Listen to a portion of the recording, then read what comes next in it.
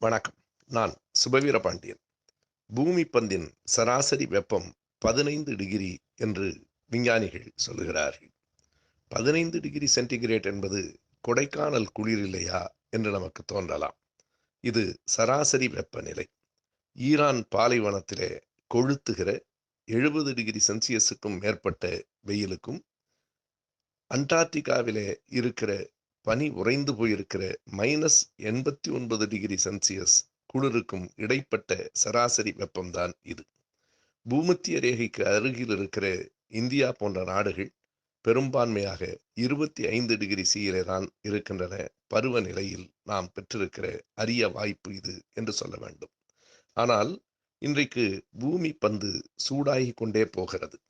15 degree சராசரி வெப்பம் இன்னமும் மிகுதியாகி போனால் பனிப்பாறைகள் உருகி உலகம் அழிந்து போவதற்கான நிலை ஏற்படும் என்று விஞ்ஞானிகள் எச்சரித்துக் கொண்டே இருக்கிறார்கள்.